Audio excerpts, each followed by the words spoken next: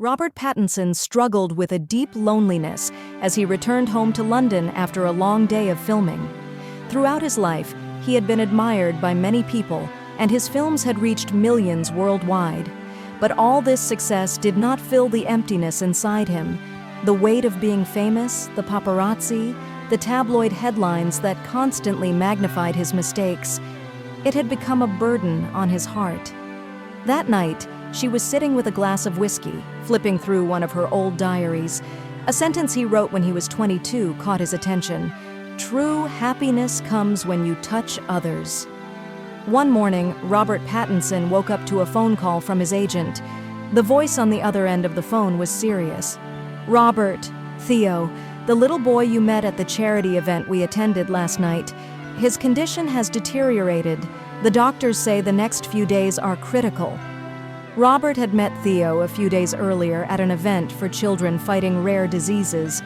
The 12-year-old boy had impressed him deeply as someone who was battling a rare form of heart failure but still clinging to life. Theo's innocent but energetic self, the one he talked about when he talked about the films he admired, was now under threat.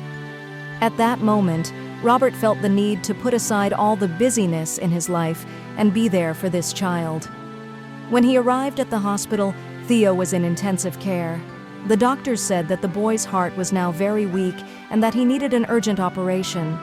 However, this surgery was an intervention that could both save lives and carry great risks. Theo's family waited in tears. Robert felt that he could not just be an observer. That night, as Robert walked the hospital corridors alone, he thought about his own dark moments, his youthful fears of failure, the loneliness he felt in the face of criticism, and the emptiness behind the glitz of Hollywood. Theo's current struggle for survival made his past difficulties seem so much smaller. He asked himself, "Can I really make a difference?" He approached Theo's family and spoke encouragingly. "I'll be with you through this.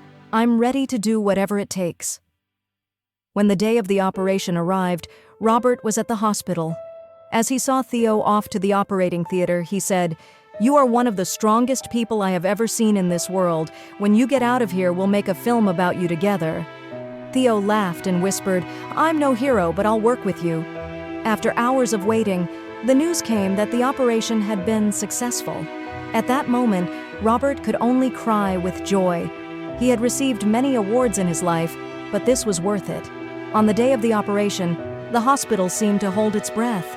Robert learned that Theo had asked to speak to him before he was taken into surgery.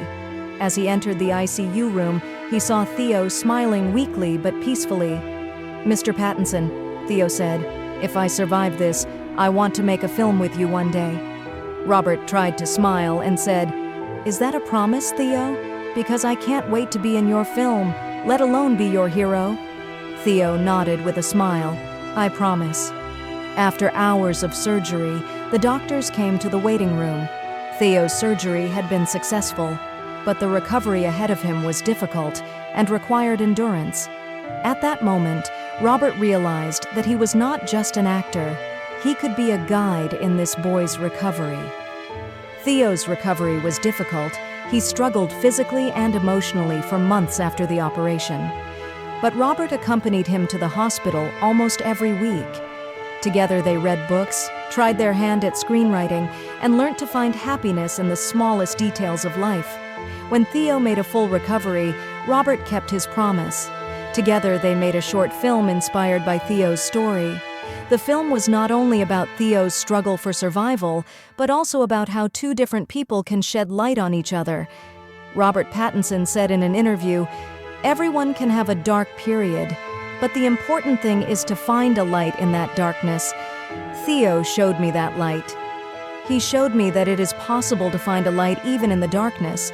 I no longer care about my achievements, but about the lives I touch."